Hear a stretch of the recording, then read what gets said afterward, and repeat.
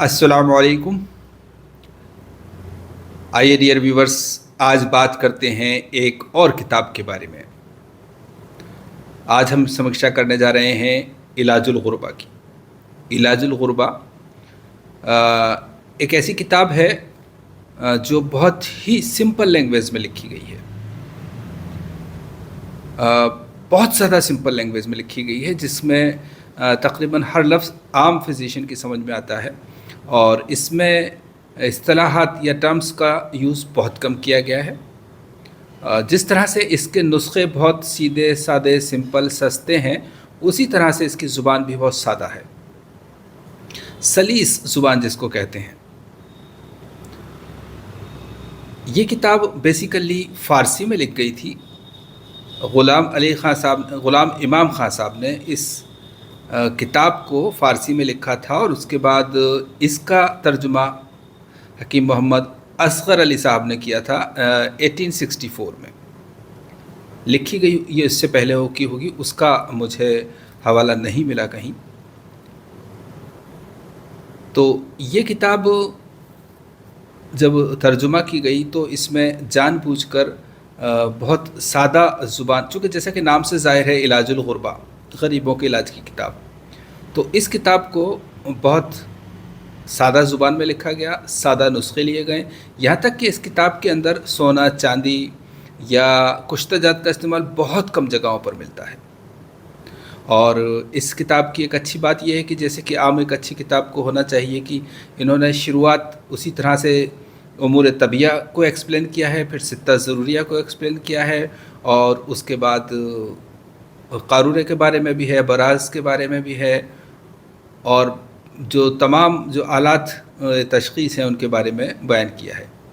उसके बाद जा कर के फिर वही सर से लेकर के और पैर तक की बीमारियों का सिलसिलेवार बयान किया है। बहुत सारे अमराज में, सारे अमराज़ों के बारे में ज़ाहिर सी बात है एक किताब में सारे अमराज को कवर किया गया है तो तफसील नहीं हो सकती, लेकिन चूँकि ये एक सिलसिला होता है कि एक किताब तशख़ीस के लिए अलग होती है, तजवीज़ के लिए अलग होती है, नुस्ख़ात के लिए अलग होती है। आप जब तशख़ीस जानते हैं और सिर्फ नुस्खे की तलाश में होते हैं, तो ऐसे वक्त में ये इलाजुल गुरबा एक अच्छी किताब है। तो यहाँ पर असबाब व अलामात का ज़िक्र कम मिलता है, लेकिन मर्ज़ के हिसाब से, मर्ज़ के हवाले से नुस्ख़ात कई नुस्ख़ात हैं एक एक मर्ज़ के लिए, और सभी बहुत आसान, सहलुल हुसूल जिसको कहते हैं ना, बस आसानी से मिलने वाले वो नुस्ख़ात इसके अंदर हैं। और इस किताब की एक ख़ास बात और है जो कि पहले की किताबों में हुआ करती थी कि जब प्रीफेस यानी मुक़दमा जब लिखा गया है तो वो शुरू हो कर के, और जिस लाइन में ये ख़त्म हो रही है उसी लाइन से किताब शुरू हो गई है, उमूर तबिया शुरू हो गया है। यानी कि इस किताब में कहीं भी कोमा या फुल स्टॉप नहीं है, पैरा चेंज करने की बात तो है ही नहीं। मुसलसल किताब चलती है पहले वर्ग से लेकर आखिरी वर्ग तक, कहीं बीच में कोई गैप नहीं है।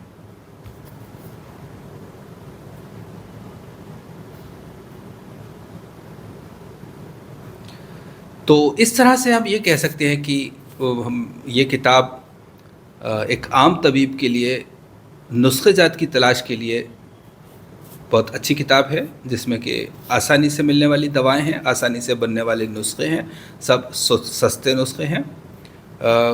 कहीं कहीं जब दिल के अमराज का ज़िक्र होता है तो कोई कुश्ता याक़ूत या अक़ीक़ या यशब का ज़िक्र मिलता है, या कोई सोने के वर्क़ का ज़िक्र मिलता है, लेकिन ये बहुत कम जगह। ज़्यादातर अमराज को बहुत ही सिंपल दवाओं के साथ इलाज लिखा हुआ है। तो हम ये कह सकते हैं फाइनली, आप इसका एक नज़र देखें, इसका फ्रंट पेज गायब है। ये बहुत पुरानी किताब है, बहुत पुरानी किताब है मेरे पास ये। तो इसको मैंने बहुत पहले के ज़माने में फ़ोटो स्टेट करवाई थी और उसके बाद बाइंड करवा ली थी, जैसा कि आप देख सकते हैं। तो इलाजुल गुरबा का ये पेज, फ्रंट पेज गायब है। यहाँ आप इलाजुल गुरबा देख सकते हैं।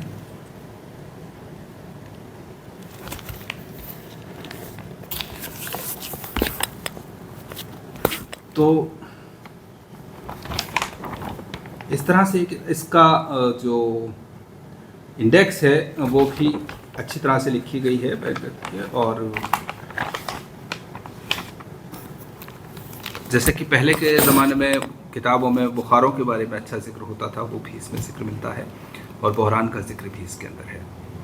तो हम फाइनली ये कह सकते हैं कि ये किताब एक बार किसी भी यूनानी प्रैक्टिशनर को पढ़नी चाहिए, बल्कि उनके पास होनी चाहिए।